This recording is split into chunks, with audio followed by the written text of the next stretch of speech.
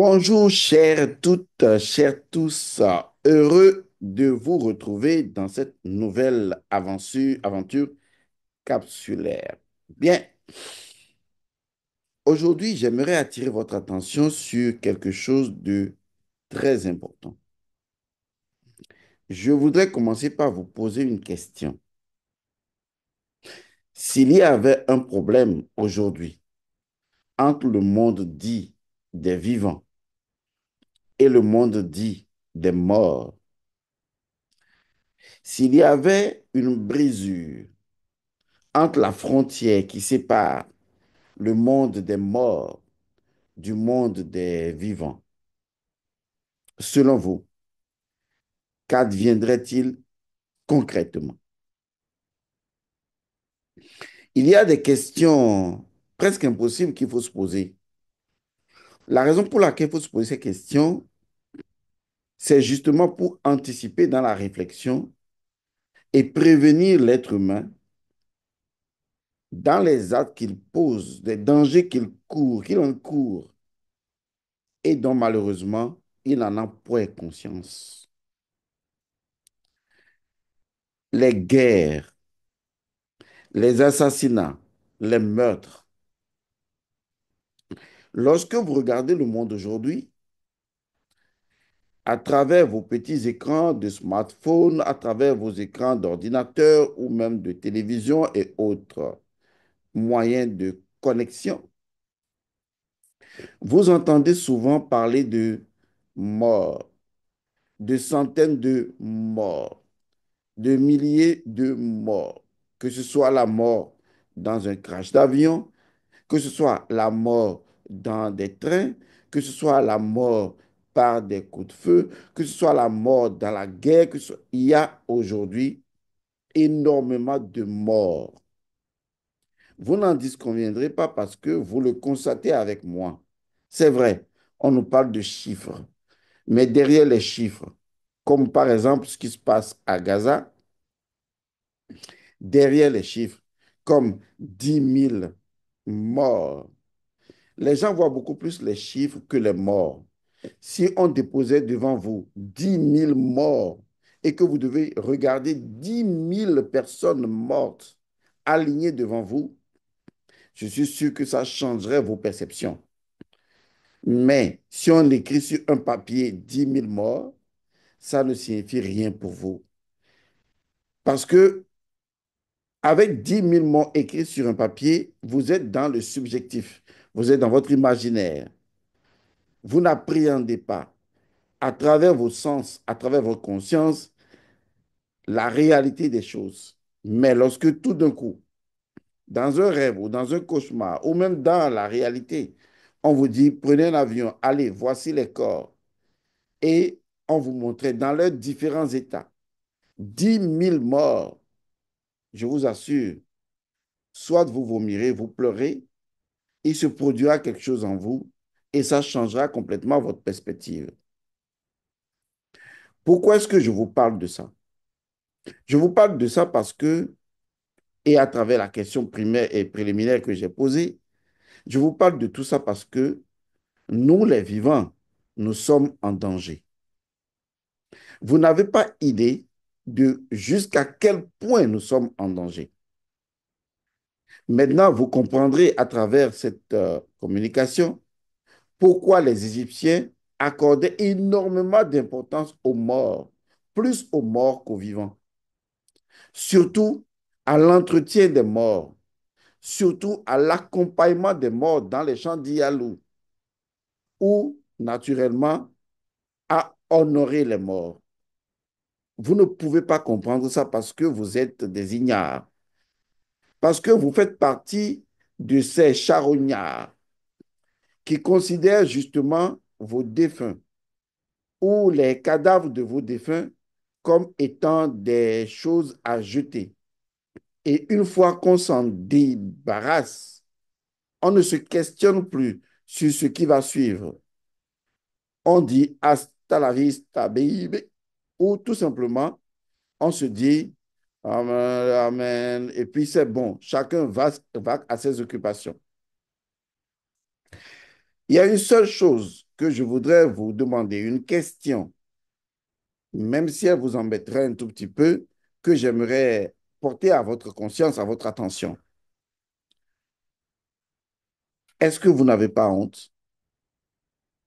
Parce que en Afrique, nous, on nous a appris à avoir honte. Les peuples japhétiques, on ne leur a pas appris à avoir honte. Nous ne sommes pas les mêmes identitairement, les mêmes peuples. Alors je m'adresse à ceux-là qui peuvent encore avoir honte. Est-ce que vous n'avez pas honte de la façon dont vous traitez les morts, de la façon dont vous causez les morts, de la façon dont vous, je vais le dire avec beaucoup plus de gentillesse, vous malmenez les morts? Oui, je ne suis pas gentil. Vous n'avez pas honte. Je ne sais pas comment l'être humain est descendu si bas pour souffrir d'une telle myopie spirituelle, d'un tel aveuglement spirituel, et il ne se rend pas compte que entre les morts et les vivants, c'est une bataille qu'il ne pourra pas gagner. Pour la simple et bonne raison que tôt ou tard, il va mourir. C'est cette évidence qui a amené les anciens Égyptiens à commencer à accorder plus de valeur aux morts. Et d'ailleurs, en Afrique, on accorde plus de valeur aux morts, même qu'aux vivants. Parce qu'on estime que entre le royaume des morts et le royaume des vivants, s'il y avait un conflit, ce n'est pas évident que le royaume des vivants puisse gagner sans d'autres forces du royaume des morts. Maintenant, vous allez me demander comment tout cela peut-il être expliqué. D'abord, lorsque les peuples japhétiques, les peuples sémitiques, les autres peuples parlent de l'éducation, nous n'avons pas la même compréhension de ce qu'on appelle éducation. Pour les peuples de Kama, lorsqu'on parle d'éducation, on parle d'abord de l'animisme, c'est-à-dire la connaissance intrinsèque de la maths, la connaissance de la technologie spirituelle de la nature, du fonctionnement de la nature, de la mécanique globale du fonctionnement de la nature. C'est pourquoi j'appelle les animistes les techniciens de la nature. Ce sont des métaphysiciens de la nature. Donc, pour nous, l'éducation consiste d'abord et avant tout à enseigner à l'enfant les trois états de la nature. La nature secrète, la nature des lois et la nature, elle, telle qu'on la connaît. Parce que si tu maîtrises la nature, tu peux maîtriser beaucoup de choses, puisque tout ce que tu vas faire vient de la nature. Et donc, laissez-moi vous éduquer selon l'identité de Kama. Laissez-moi vous porter une éducation nouvelle. S'il y avait un conflit entre le monde des vivants et le monde des morts, le monde des morts l'emportait royalement sur le monde des vivants parce que justement, les vivants vont mourir tôt ou tard. Et quand ils meurent, ils rejoindront le rang du royaume des morts. Et quand je parle du royaume des morts, je parle de plusieurs royaumes. Je parle aussi bien du monde de champ Ialou que je parle du monde souterrain où je parle des différents quartiers du monde des morts. Lorsqu'on parle du monde des morts, on a plusieurs catégories d'habitants. Mais ce n'est pas ce qui m'intéresse le plus. Ce qui m'intéresse, c'est justement ce point focal, ce point important qui doit nous faire prendre conscience que nous ne devons pas rester indifférents à ceux qui meurent et aux conditions dans lesquelles les gens meurent. Et que nous devions sortir de, des morts en termes de nombre pour voir l'évidence qui se présente devant nous. Le couloir que je m'en vais vous présenter est un couloir inévitable. L'inévitabilité est tellement flagrante que c'est la première victoire du monde des morts sur celui des vivants et que les vivants n'ont même pas conscience de cette victoire du monde des morts sur le monde des vivants et qui crée le chaotique conventionnelle du monde des vivants que nous constatons. Car, je vais vous le répéter encore, si le monde des morts n'est pas en paix, le monde des vivants ne le sera jamais. Quel est le couloir que je trace vers cette compréhension scientifique? Appelez cela la réincarnation. Appelez cela la rotation ou simplement la révolution des énergies. Je voudrais porter à votre attention que les morts qui se déroulent aujourd'hui, parlons de façon pratique, les morts qu'il y a aujourd'hui dans la bande de Gaza ne sont pas des morts qui appartiennent à la bande de Gaza. Car le monde spirituel est clair. Une fois que quelqu'un meurt, il appartient au royaume des morts. Mais le royaume des morts, ce n'est pas un royaume qui est spécifique à une tradition. Comme par exemple, on va dire le royaume des morts, c'est leur royaume des morts et notre royaume des morts. C'est la raison pour laquelle, dans l'Égypte antique, nos ancêtres voulaient même maîtriser le royaume des morts pour pouvoir maîtriser la cyclologie des gens, c'est-à-dire de la réincarnation. La conquête du royaume des morts a toujours été l'identité fondamentale de l'Égypte antique. C'est la raison pour laquelle Osiris est placé Dieu des morts. Parce que Kama voulait justement coloniser le monde des morts pour en faire une identité maîtrisable. Car si vous ne maîtrisez pas le monde des morts, vous êtes foutu. Et comme je le constate aujourd'hui, personne ne s'intéresse plus au monde des morts. Et pourtant, écoutez-moi bien, c'est de là que viennent les enfants que vous mettez au monde. Toutes les âmes, quelles que soient les conditions dans lesquelles elles sont parties, une fois qu'elles sont dans le royaume des morts et qu'elles sont obligées, selon la cyclologie universelle, de se réincarner, où est-ce que ces âmes doivent-elles s'incarner à nouveau, si ce n'est dans l'expérience terrestre? Vous remettez au monde les Adolf Hitler. Vous remettez au monde tous les plus grands individus qui ont foulé cette planète Terre. Et vous et nous, tout le monde, nous mettrons au monde toutes les personnes qui meurent dans la bande de Gaza, toutes les personnes qui meurent en Ukraine, toutes les personnes qui meurent en Somalie, toutes les personnes qui meurent en RDC. Lorsque ces âmes vont piluler dans le monde des morts, un jour, à un moment donné de leur cyclologie, elles vont trouver vous, nous, n'importe qui, dans un pays et dans n'importe quel endroit, pour faire leur retour dans ce monde. Je vais vous dire une chose. Osiris est juge des morts parce que il est transcendant, parce que le monde des morts est transcendant, parce que ce monde s'impose à nous. C'est la raison pour laquelle nos ancêtres honoraient les morts. Ils les honoraient, pas les adoraient, ils honoraient les morts, ils honoraient les ancêtres parce qu'ils savaient, à travers le cycle de la réincarnation, que toutes les âmes qui vont revenir, soit vont revenir sur la ligne énergétique d'un ancêtre de la famille, soit la ligne énergétique d'une ancêtre de la famille, ou simplement par la loi naturelle dans d'autres conditions qui sont encore inconnues de la connaissance actuelle de la loi naturelle. Alors, ce que je voudrais porter à votre attention, vous attirer dedans, c'est que l'enfant que vous mettez au monde aujourd'hui, est-ce que vous savez quel a été son voyage spirituel avant son incarnation? Non, vous ne savez pas. Et pourtant, toutes les personnes qui meurent partout dans le monde, dans ce monde, sur cette planète Terre, sont les mêmes personnes, les mêmes âmes que vous remettez encore dans notre société. C'est comme si je vous disais qu'il y a le monde des morts, il y a le monde des humains.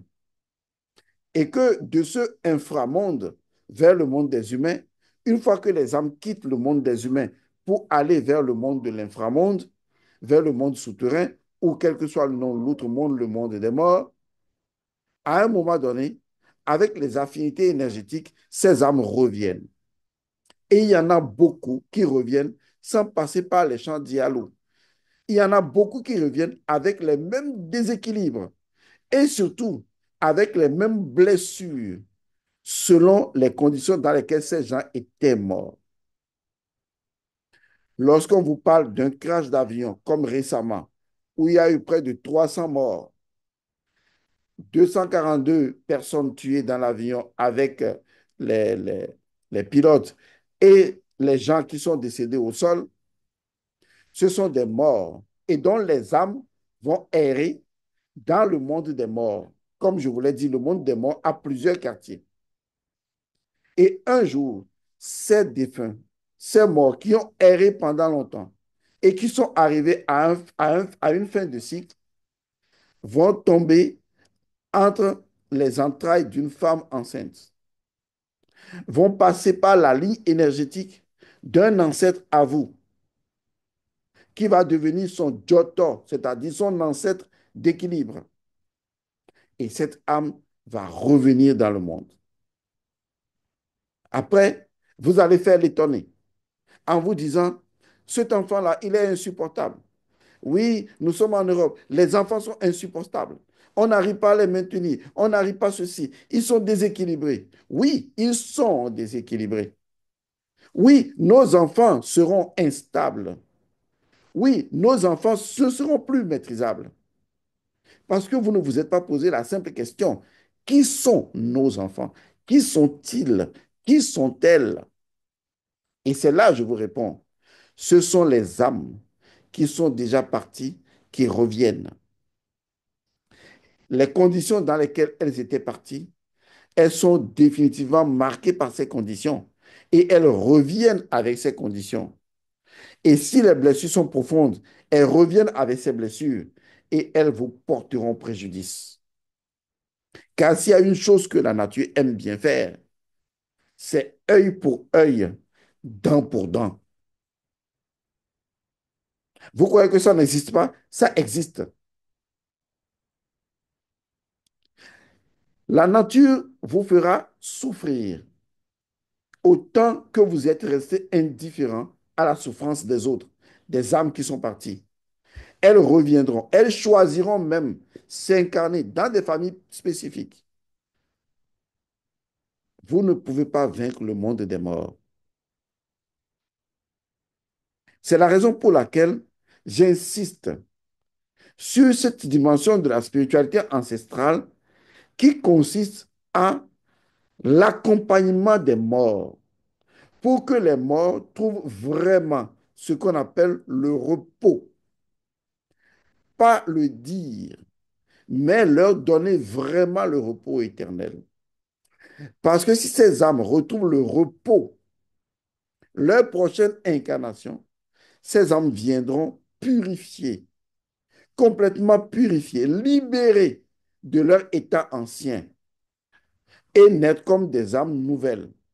On dira alors que ces âmes ont été paradisiées, c'est-à-dire elles sont passées dans un paradis, elles ont été purifiées, elles sont revenues, elles ont été jugées et elles sont devenues innocentes. Par le jugement d'Osiris, de la Maat, elles sont revenues, purifiées. C'est pourquoi en Afrique, il y a des rituels pour chaque type de mort.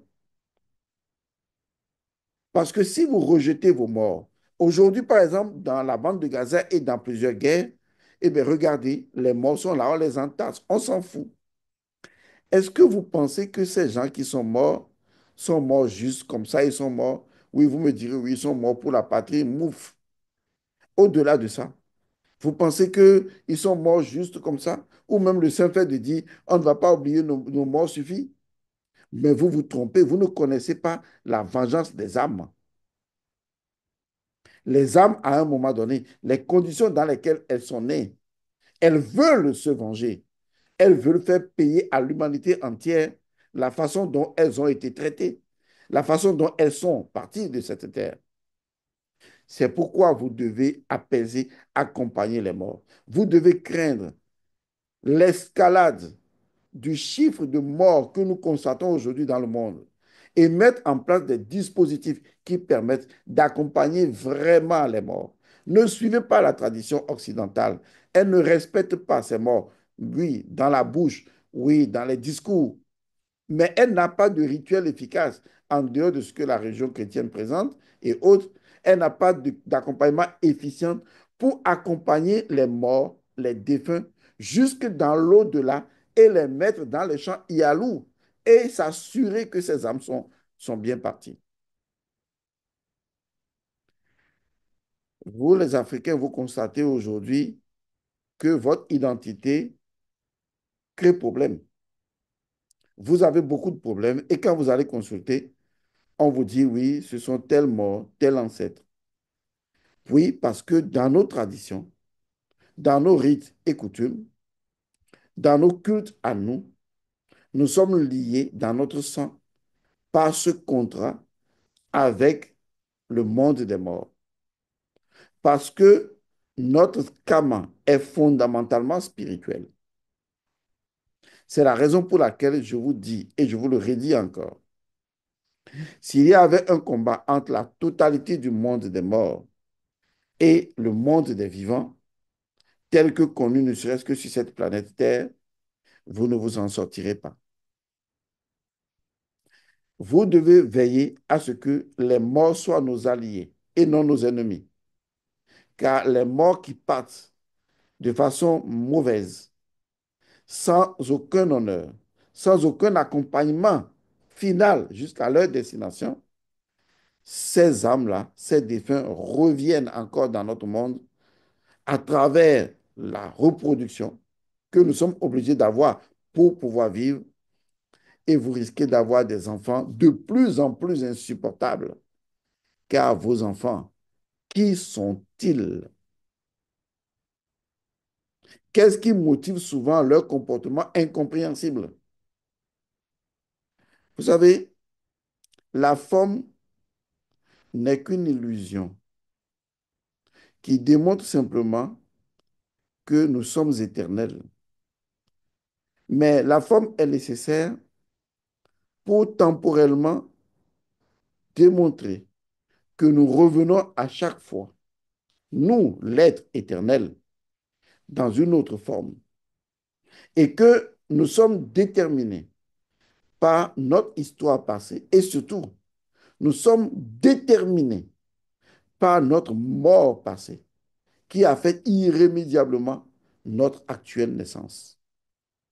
Car, comme le serpent qui se mord la queue, mort et naissance s'entremêlent et nous avons les stigmates de notre précédente mort sur notre actuelle naissance. C'est la raison pour laquelle un enfant qui est né d'une mère qui a fait une fausse couche ou qui a eu un mort-né porte les stigmates de l'enfant mort-né sur l'enfant qui vient de naître. Car, retenez bien ce que je vous dis, notre dernière mort a marqué notre présente naissance.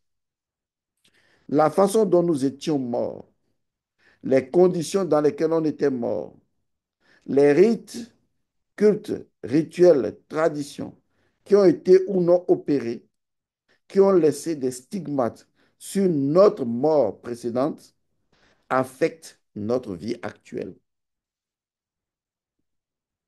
Rien que ça. Si cela ne suffit pas à vous éveiller, alors je ne peux plus rien pour vous. Ceux qui sont des initiés peuvent néanmoins maîtriser un tant soit peu la connaissance qui leur permet de pouvoir, à un moment donné, justement, arriver dans une certaine mesure à maîtriser les âmes qui doivent venir par leur femme. C'est la raison pour laquelle vous devez maîtriser cette science qui permet justement de maîtriser comment est-ce qu'une âme doit s'incarner dans un corps. Sinon, vous allez donner naissance à n'importe quelle âme et après, excusez, vous allez vous plaindre.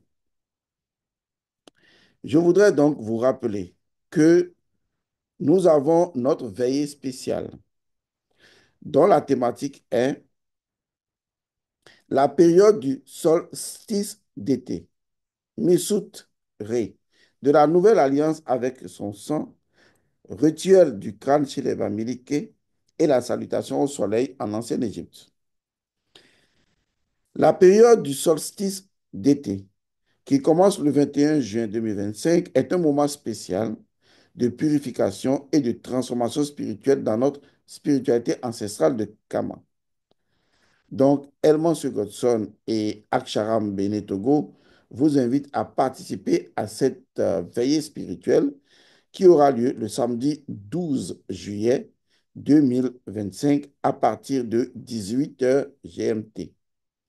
Il y aura trois grandes thématiques et pratiques. Premièrement, faire une nouvelle alliance avec son sang pour annuler les anciennes alliances du sang qui ne dépendent pas de nous. À ce niveau, on va faire donc la pratique. Deuxièmement, le code secret de la cérémonie du crâne chez les Bamileke et quel est le principe premier du crâne. Nous en parlerons pour mieux vous aider à utiliser ce principe dans votre vie. Troisième thème, l'adoration au soleil et la vérité cachée du soleil. La cérémonie de salutation au soleil en ancienne Égypte. Nous allons décrypter comment est-ce qu'on fait la salutation au soleil en Égypte antique et vous allez apprendre à faire la salutation au soleil ou la salutation du soleil parce que cela vous aidera à porter le soleil sur la tête pour activer votre glande pinéale progressivement. Eh bien, le prix, c'est 13 000 francs CFA, 20 euros, 23 euros. Vous avez en bas les liens PayPal pour payer. Vous pouvez payer aussi par Western Union, MoneyGram ou RIA. Et vous avez les numéros des secrétariats en bas de cette capsule. Alors, pour conclure cette capsule, je voudrais que chacun d'entre vous se réveille enfin. Se réveille pour comprendre que nous sommes responsables de tout ce qui se produit sur la planète Terre. Et que tant que nous ne mettrons pas en place une éducation naturelle qui permet la connaissance et la compréhension des lois ou de la mécanique globale du fonctionnement de la nature, nous passerons à côté, même si nous érigeons des lois factices ou des lois morales factices qui n'ont rien de concret dans la réalité de la nature. Tôt ou tard, nous sommes rattrapés par notre propre passé. Et le premier passé par lequel nous sommes rattrapés, ou qui nous rattrape, c'est notre précédente mort qui a laissé une empreinte indélébile sur notre actuelle naissance. Vous aurez compris. Il en est de même pour vos enfants et vos enfants, qui sont-ils vraiment? Je vous remercie, paix et bénédiction à vous.